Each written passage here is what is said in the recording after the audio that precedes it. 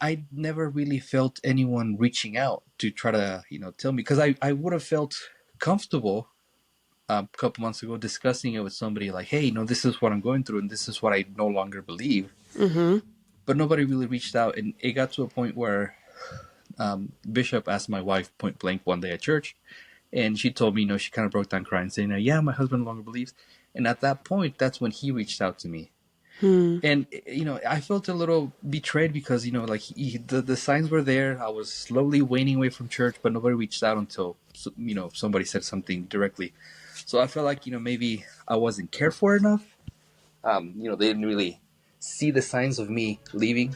Someone could have said or done something. I don't know. Hello and welcome back to the Why I Stay podcast, a podcast where we normally discover why people stay in the Church of Jesus Christ of Latter-day Saints. But we have been doing these interesting, soul-expanding episodes where I bring former members of the Church of Jesus Christ on here to hear about their experience in leaving and what is the purpose? Why am I doing this? Right? A lot of times I hear people like, why are you doing that? Your podcast is about why you stay. Yeah, but I realized, what am I lacking? Well, a lot of things, but the first thing that I think of when I think of this is I'm lacking empathy because I have not gone through a faith transition.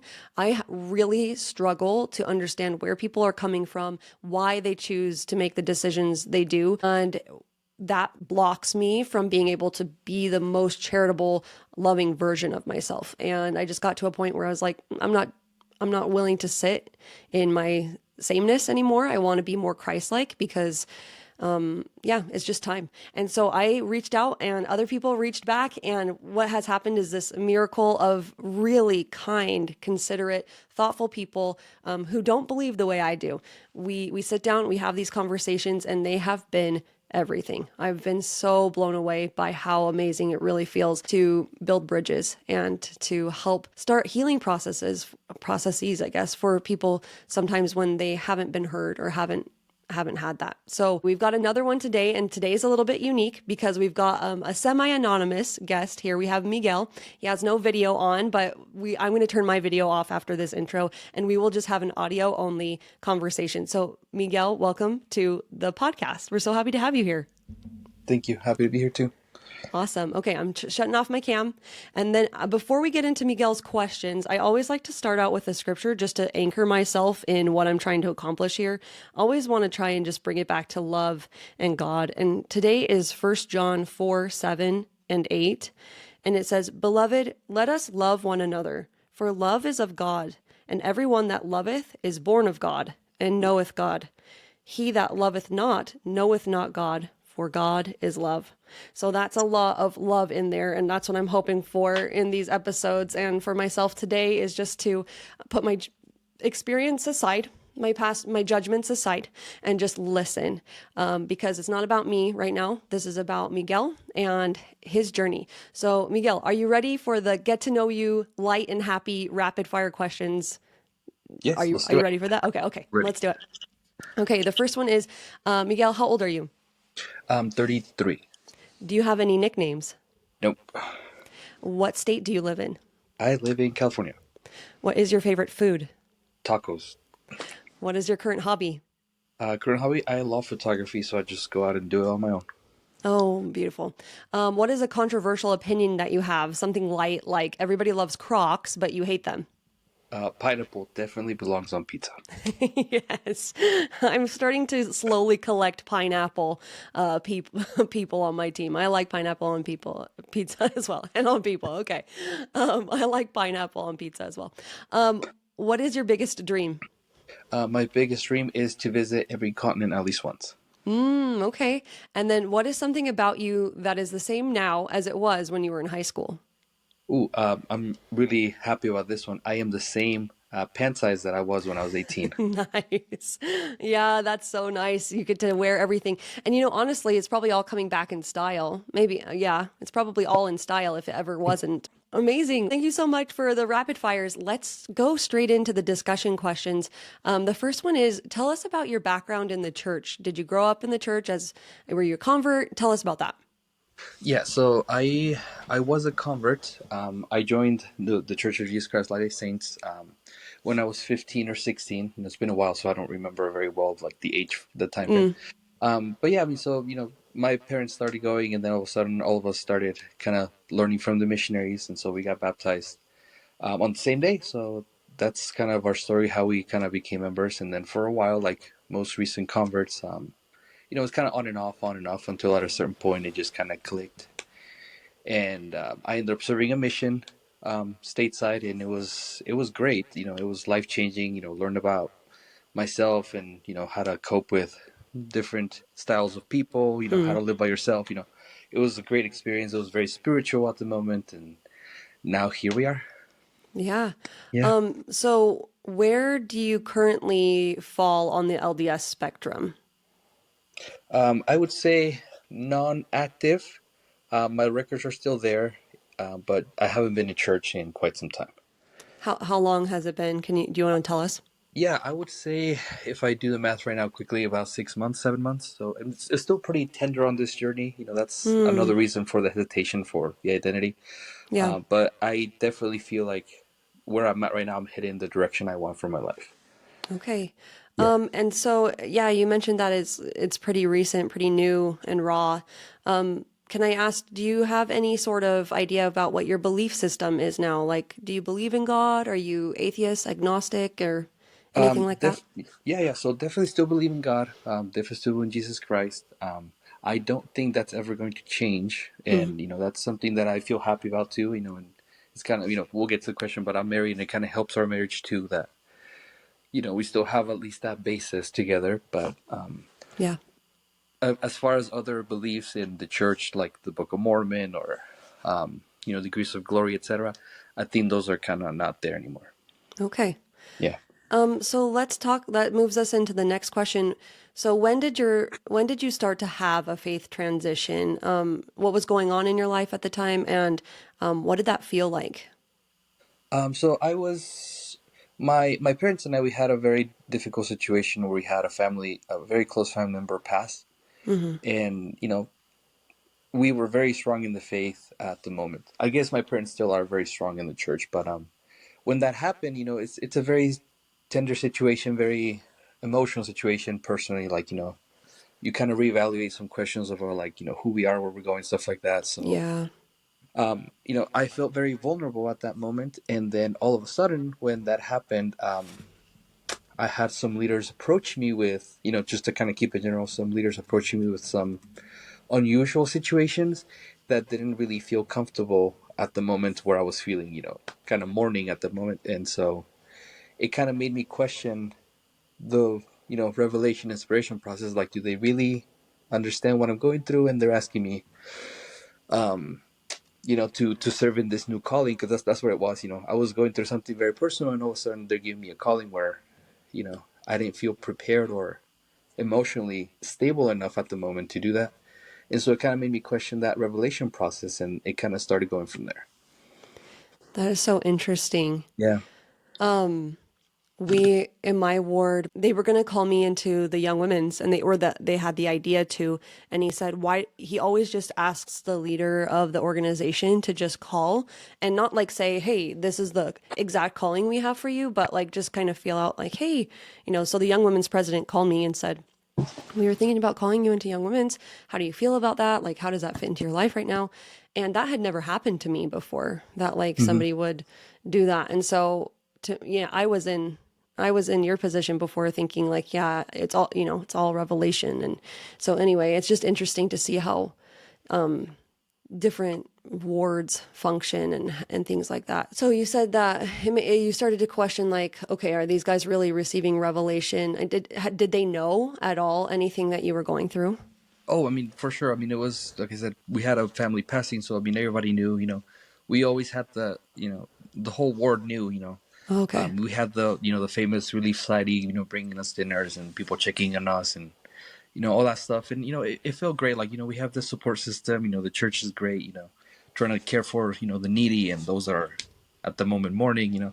Mm-hmm. But then I just felt the other part of it is I felt peer pressured I guess that's not the right word to say it, but I felt very Yeah. pressured into, like, this is something you need to do. And it felt in my heart like, but at the moment, I don't want to. I kind of just want to, rebuild myself emotionally and, help my Mm-hmm. parents get through it too. And so it felt like, I was being stretched a little thin at the moment.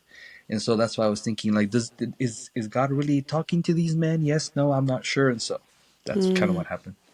Interesting. And then, so are you in the same ward as your parents then? Back then, yes. So ever since we've married, and so we moved to adjacent city, so we're in a different ward now. Okay. And so how long ago you said you've kind of been on your way out? Has it been the 6 or 7 months, or did it start before then? So I think it started before the 6 months. I was still, I think colloquially or popular it's called, like, you're mentally out but physically in. So I was still Mm-hmm. trying to go to church. My wife and I had many conversations about my beliefs and her beliefs, and how even if something happened, she would like to stay, and totally supportive. I don't want to tear anyone's beliefs down. So I told her, you can still go, but just so you understand, I'm kind of struggling with my beliefs and my faith in the church. So, I was still going with her up until a certain point, but then it got to a point where, as I was kind of drawing myself and rebuilding my belief system, that it just didn't make sense for me to keep going, because Mm-hmm. I felt, hypocritical with myself. Why am I Yeah. still going and attending and participating in the sacrament and classes if, my heart isn't in it anymore? And so I decided, and I told her very straightforward, I think this will be the last time I go with you to church. And then she was fine with it. Wow. That's amazing that that you were so open and that she was able to support you in that and Yeah. things like that. I know it's not always the case, and marriage relationships are hard enough, Yeah. like just being able to get on the same page and build something that's worth having, even when you are the same religion and have the same beliefs is difficult. So that's a real testament to both of you, Yeah. of, moving forward together despite the Yeah. differing beliefs. I really And love I'm that. very grateful for her, because we've kind of found that it's not just our because we met through the church and met temple like everybody is Yeah. supposed to and all stuff. But even after this transition or during this transition, it was kind of very nice to see that, our love is more than just our religion. So, that we do have stuff in common that, we still enjoy. And Hmm. there's things that we can do. And, she goes to church and I fix breakfast for her as she's away. It's just, we found other ways for our relationship to survive. So, That is beautiful. That is really yeah. incredible. What a great example. I hope anybody who's listening who might be struggling on one side of this or another, that they will feel the feel that that's something that they can do as well with their spouse. Okay, so I guess that's kind of like, oh, I guess we didn't get to the part, like what did it start to feel like as you were having this faith transition? What did it feel like? Um, I mean, it was definitely painful. So, I mentioned I was a convert, and then at a certain point, like on and off, on and off. At one point, my family, my parents and I, we became really active, and I served a mission. And while I was on my mission, my parents, were able to, get in down in the temple, and then we came back, and so in a sense, you kind of build your whole family relationship around, certain faith beliefs, and that's fine. That's awesome. It brings families together, and I love that part of the church still. And it was painful because, at a certain point, you know, I stopped losing belief in one thing, but then obviously, as we understand, when you're joining the church, when you're teaching people, like, if you believe the Book of Mormon, then this is also true, and that's also true. Well, the domino effects works the same way, but in the opposite direction. So it was very painful, emotionally and personally, having very few people to talk to about, Yeah. starting to think, well, maybe this isn't true, and maybe this other part, because the cascade effect happens the other way around. So it was definitely painful for a while, and then at a certain point, it felt liberating to have some doubts once again, because the church, I feel like, we have this our faith system, and we know what happens after death exactly, and we know where we're going, and the glory and all that stuff. But also, I think there's some beauty in not knowing a lot of these questions, and it kind of took me back to, like, maybe, yeah, my faith is working a different way, and that's kind of where I'm at right now. That is really interesting. Yeah. I have been thinking about faith and what it actually means to have faith. And in the scriptures, I think we're commanded to have faith.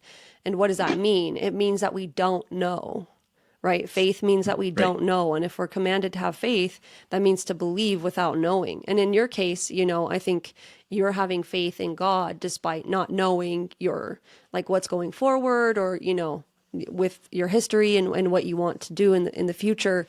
That's faith, continuing with God through this process, I think, is an act of faith. So Yeah. that's really beautiful. So what was it like when you finally told your wife? Like, were you pretty open about it at the beginning, like right off the bat, or was it something you kind of carried in your own heart for a while?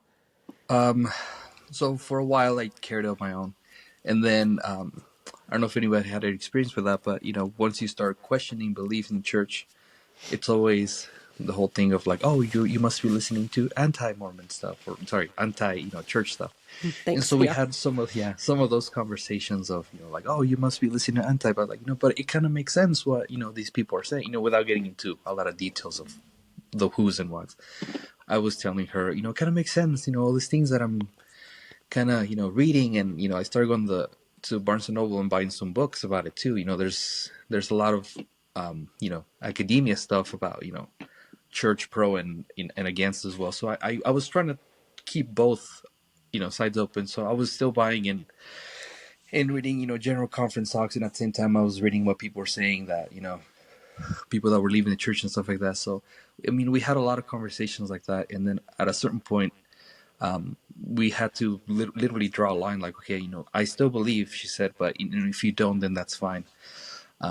Because I wasn't trying to target her beliefs. I was just trying to have her understand, like, this is how I feel, and it's hurting me that I don't want to go to church anymore, and that I Mm-hmm. don't want to continue believing these things. So yeah, I mean, it was painful at first, and then eventually, as I opened up, it was a little liberating. And on that note, I haven't told my parents yet. Still trying to figure out how to say that. But yeah, I mean, my wife knows, and that support system's there, and she accepts, I guess, my new lifestyle. And it also doesn't mean that I'm going down the deep end and just breaking every single commandment there is, because Mm-hmm. I still find morality in the way I live. So I mean, it's not like I'm losing everything. I mean, I still feel like I have some morality and good, and Christ-like attributes, because that's the other thing too. Christ-like doesn't necessarily have to be within the church only. You can do that Yeah. on your own too, and I feel that way. Yeah. What you said brought up a lot of thoughts. And I've done so many interviews, not so many, but you are number 7.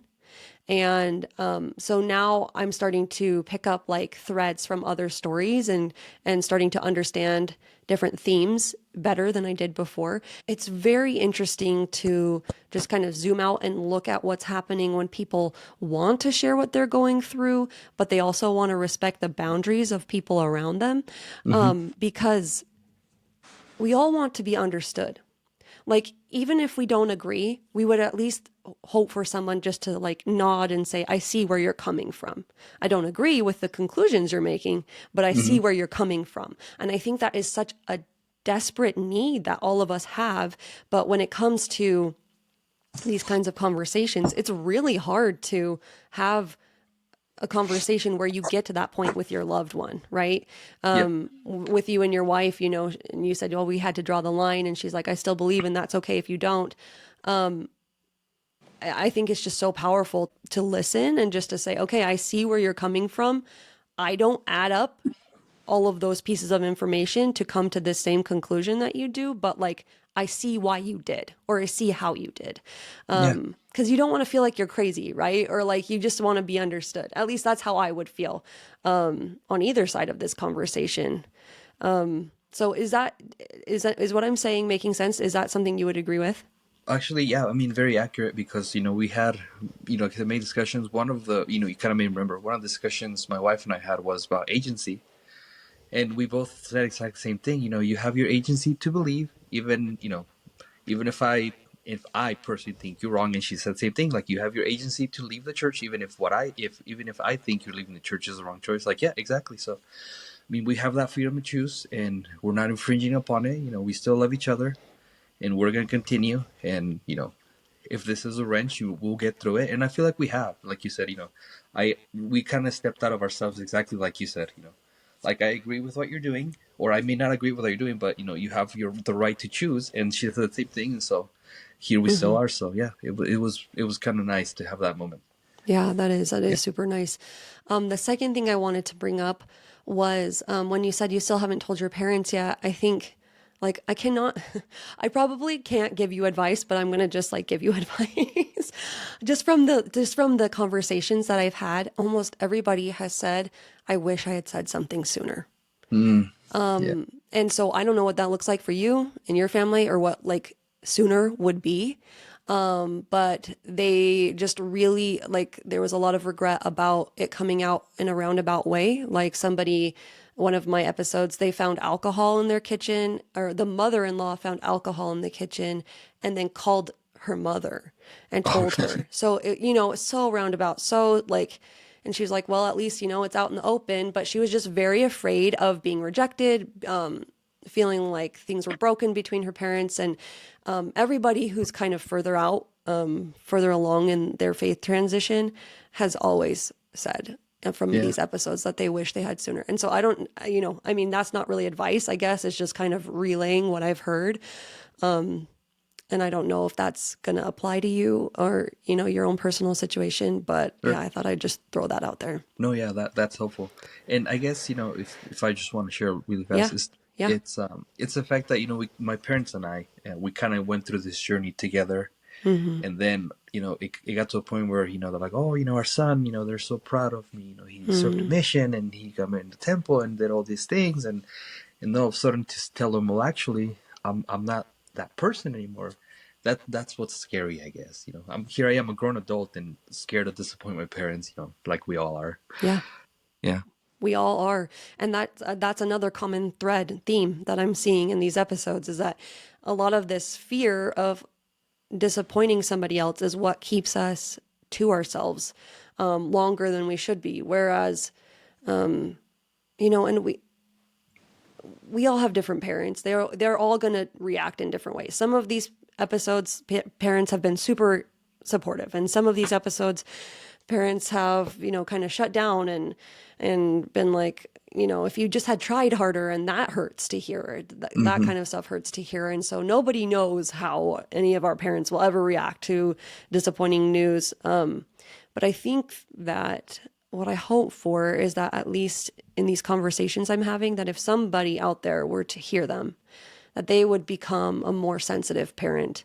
That even if they really felt like their heart was breaking, that they could still say to their son or daughter, like, I still love you, and this is really hard, and I still love you. And just keep saying, just Yes, for sure. laying your heart out on the table.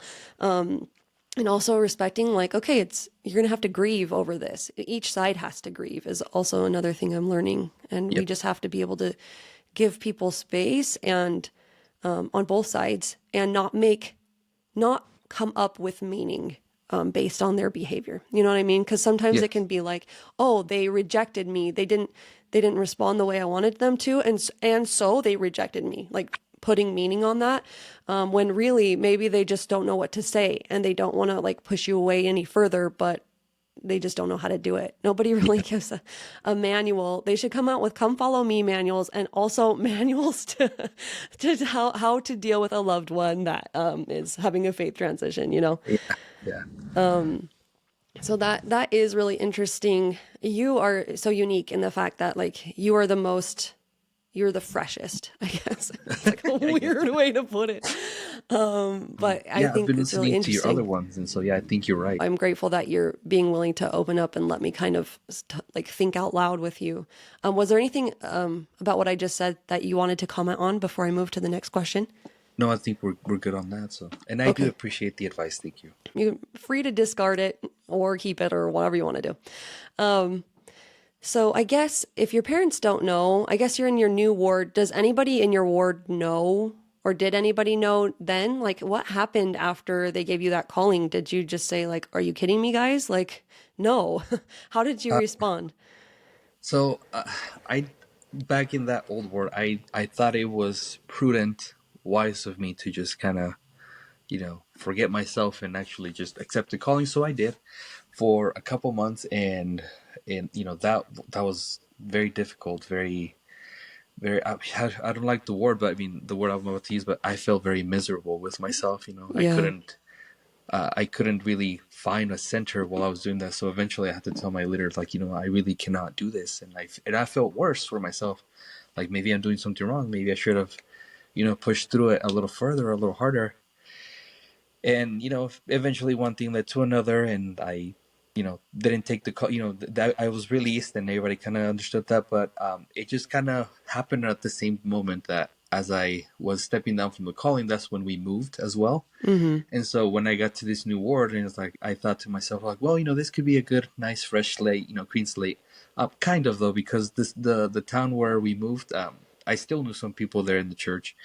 In fact, our new bishop, he'd been friends with my family for many, many years, even before joining. So Wow. he knew me since I was kind of little, Okay. and So there's so no hiding. You there was, can't yeah, there hide. was, yeah, there was no hiding.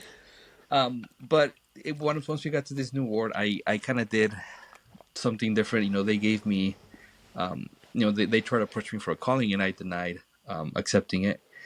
And I at first I feel guilty, but then I feel good because, like, you know what, I'm still trying to rebuild myself emotionally from our family situation, and they seemed okay with it. But yeah, I mean, slowly that's when I started going to church afterwards. And so I think one of the questions that you may ask me is, how did my leaders respond to that? So Mm-hmm. Yeah. I don't know if we're to that point or not, Yeah. but Go ahead. so Yeah. yeah, Go ahead. so what happened is, and I didn't like the how it worked out because, I said no to a calling, and I mean, like I said, I've been in church callings many times before, and so I understand how it works on the other side when you have like work councils and you're talking about people that may be in need or people that you need to reach out, and I'm pretty sure my name was mentioned in these meetings once or twice. But I never really felt anyone reaching out to try to tell me, because I would have felt comfortable a couple months ago discussing it with somebody, like, hey, this is what I'm going through and this is what I no longer believe. Mm-hmm. But nobody really reached out, and it got to a point where Bishop asked my wife point blank one day at church, and she told me, she kind of broke down crying, saying, yeah, my husband no longer believes. And at that point, that's when he reached out to me. Hmm. And I felt a little betrayed because like the signs were there. I was slowly waning away from church, but nobody reached out until somebody said something directly. So I felt like maybe I wasn't cared for enough. They didn't really see the signs of me leaving. Someone could have said or done something. I don't know. Yeah. I guess what. So you kind of said you would have, if somebody had asked you point blank, you would have felt comfortable at that point telling them that you no longer believed. Is that something you wanted to happen? Like, were you hoping somebody would? I was hoping that I don't know if it would have changed my belief, but it would have helped me kind of process it and talk to someone and see their perspective and see what they would have said, or if they would have reached out in more friendship rather than calling kind of way. But Right. it didn't really happen. Right. Oh, so many things. I think Yeah. another theme I'm seeing is just like there's a culture in the church of feeling like to be a faithful member, we have to say yes to callings and we have to just like swallow whatever we're going through and like put that aside and move forward, like put your shoulder to the wheel. Yeah.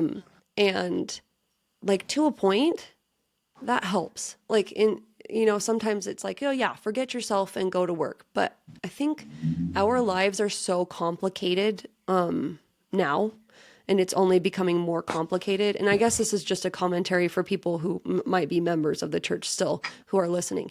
But like we have to get to a point where we can very honestly deal with each other, whether it's like receiving a calling and thinking, you know what, I don't feel like I'm up to this right now. And here's, A, B, and C. And for the leaders on the other end of that to be accepting of it and not to be like, to just practice not being disappointed in that answer, like to be grateful that the member actually was willing to open up and say that. And then also like getting past the point of like, oh, it's awkward. In my mind, it feels like when people leave the church, and suddenly they're just gone. I want to give them space. Like, I don't want them to feel like I'm suddenly like jumping on top of them and saying like, "Hey, how are you doing? What are you doing? Are you coming back to church?" And so I think sometimes that just keeps us from doing anything at all, which is dumb. Like, it's not a good excuse, but it's just crazy that I just feel like we need to be so much more open in Yeah. every aspect. And your example is exactly like case in point. Yeah, and maybe that's what my leaders were thinking. Like, oh, let's give him some space, and he'll come to his senses and reach out if he needs help. But on the other hand, I kind of felt a little abandoned from these people that I considered brother in the church, but also like friends. All of a sudden, I don't have all these friends anymore. And that's really difficult. Yeah. I mean, did you ever feel comfortable that like you could reach out and talk to them and ask them to have a conversation with you?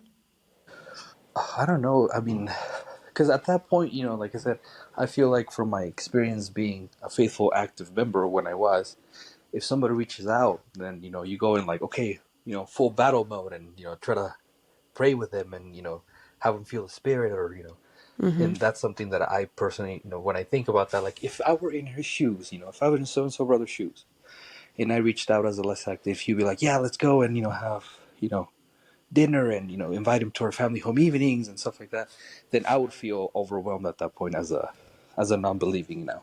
Yeah, that does make sense. Yeah. I think, yeah, it just comes back to the fact that like we are just not skilled, and not you, I'm just like saying in general, we are not skilled in like asking about boundaries and asking about like, okay, what is it that you actually like? What do you want? Like, what do you need?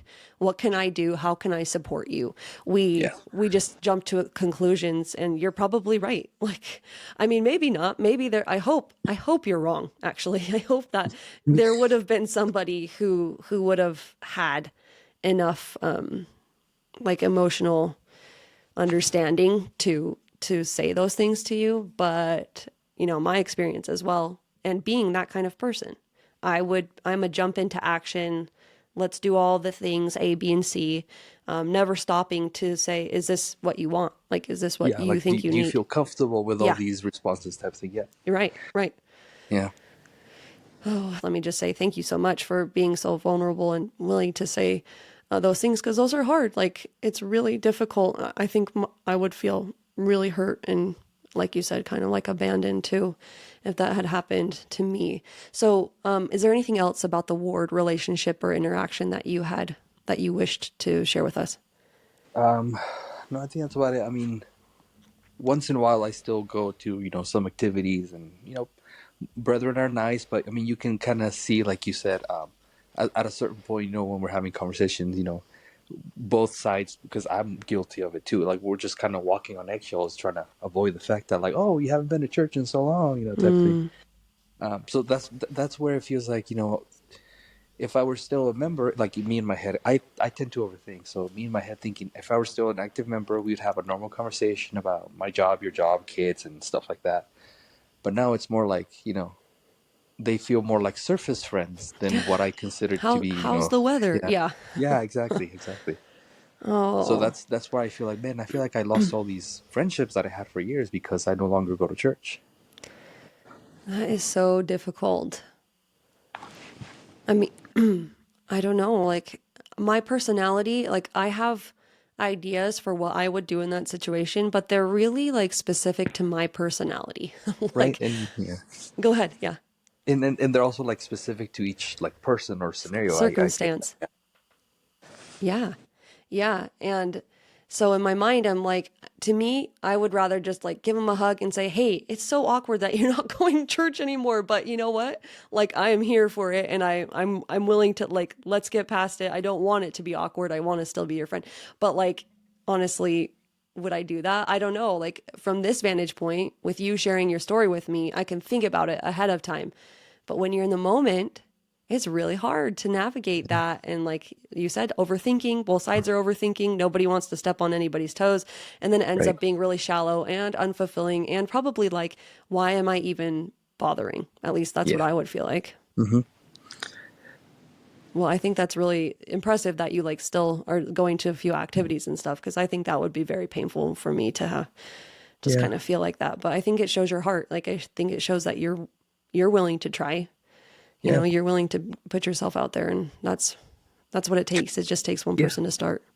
Yep. And like I said, I mean, I may no longer believe, but I thought it was some sort of, because the other part of it too is like, I no longer believe, that's fine, but I mean, I still thought of it as, my community, my group of, people that I can turn for in, in times of need or help. And Hmm. obviously, my wife is there too, and she wants to participate and be part of it, and she still holds a calling, and she's trying to actively do that. So, and obviously, same thing. Like if you have to go to meetings and stuff like that, that's totally fine. I'll totally support that. You need to, devote your time. And that's another thing too. I felt some sort of sense of duty to like, okay, maybe I should support her in some, Yeah. neutral way, activity here or there. Right. Right. Yeah. It just makes me, I just want to go in and like sit everybody down and be like, all right, this is what's happening. Let's just like all call a spade a spade. Like we just say how it is and then let's move Let's forward. move on. Yeah. Yeah. Let's move on. Oh man, I guess if I could just inspire any people out there, and maybe that's not what other members want. Like maybe the only people who are coming on my podcast are people who are actually willing to still have those relationships. And that's probably the truth, right? Like the only reason you and the other people have reached out to me is because you're interested in building bridges and exploring interfaith like friendships still. So Hmm. maybe I'm missing a whole huge section of the population, of the former member population, who are just like really angry and they don't want anything to do with me and my podcast and the Church of Jesus Christ anymore. That probably is the case. But like for those who still crave the friendship and the community, man, there's just got to be a better way. Like, Hmm. I wonder if we could just like even just hold activities where we straight up say, hey, we're meeting at this neutral location at a park and we're inviting all former members and neighbors. Like, we're all just coming together as a neighborhood, and make it less about church and more about like, let's do a barbecue. And it's no organization's like in charge of this. It's just like the neighborhood is doing it. Yeah. Or yeah. Yeah, I don't know. I don't know what the answer is, but I'm Yeah. I'm grateful that sorry. you're. Just I Yeah, feel I'm like I'm just sorry. raising more questions than answers for you. No, no. I think it's good food for thought. I think it's really something we as members need to think about because it's not like there's not going to be any more former members or that we've kind of reached the peak. Like it's gonna continue, and so we can do better. Like Hmm. we can do better, and you're showing me that, and it's bringing up questions that if there are questions, then there are answers. I think we can find, but if nobody talks about it, then how are we ever gonna make it better? Yeah. Okay. Anything else about the ward experience? I think that kind of sums it up, and still trying to work through it. So Yeah. Well, good for you. I'm rooting for you. thank you. Are there any like, I guess since you haven't really told very many people, maybe you don't have negative experiences other than the ward, but that's the next question. And then Hmm. positive experiences, the next one. Do you have any thoughts on that? No, I mean, my wife comes from a lot of siblings, family, and a lot of cousins, and so a lot of those people, that are members and kind of other relatives, in the ward because they're in the ward, they kind of know I don't go to church, and so Mm-hmm. one of them's my dentist. One of long cousin is my dentist, so I see him every 6 months, and Yeah. so Yeah. that's a good one. That's a positive one, I guess, because he's always just very polite. Yeah. After we do our medical stuff, Right. and so like, hey, how are you doing? How's your wife? And he knows some of our hobbies. Like, hey, what you been up to this time? And so that's a nice one. He just keeps it very familial, I guess, without Mm-hmm. having to be too awkward. So I do appreciate that one. Yeah, and that brings up another Yeah. point of like making sure we have other touch points other than just the church with people that we can Yep. have things in common or just remember small facts about what they like to do or what they do for work and other things like that so we can be more proactive in building relationships that don't seem like they only revolve around church. Yeah, That makes for sense. sure. Well, this has been awesome. I seriously, I feel, I don't know what it is, but I feel like really hopeful. Just that, like, what you've offered us today and offered me is something I can think about. And I'm a second counselor in the Relief Society here. And so just like being in a position where we are tasked really with reaching out, I know from what you've said, I can do better in having frank conversations and making sure that I reach out as a legitimate friend and not just like, oh, I'm on a rescue mission because the ward council sent me. You know what I Yeah. mean? Yes. Yeah, yeah, yeah. So thank you for that. Let's end the episode on the hope statement. So it says, make a hope statement. What do you hope for most in the relationships between members and former members? I've been thinking about this one for some time, and what I really hope for is just one word: compassion. I want to explain that briefly. I know we're kind of out of time, but when you're a convert or when you're a kid and you're joining the church, there's this building mechanism or building experiences Uh-huh. that you have to kind of start having a testimony on your own, right? Whether you're 8 years old or an adult, you have to build your testimony, and that's okay. But when you're going towards the church, there's all these support systems and people and primary leaders, and it kind of helps you develop those beliefs. Someone transitioning out of the church, you still have to go through those belief changes, but sometimes there's very little support system. And like I said, Mm, if it's painful, it's lonely. So when you're encountering someone that has made up their mind to leave the church or change their belief system, just some compassion, because it is very, very painful from my experience to kind of all of a sudden let go of everything you once believed. So yeah, that's beautiful and really yeah. heartfelt, which I feel like this whole episode has been like you just really, I feel like your open heart is a spiritual gift from God. That there is a lot of compassion in you. And I can hear that through the way that you talk about your experiences and the way that you give grace to those who, is in your ward and just the difficulties there. Like, I know that you have been through hard things, but you still are kind. You still have a soft heart, which is amazing. And I think that's a gift. So thank you for sharing that with us today. Yeah, thanks for having me.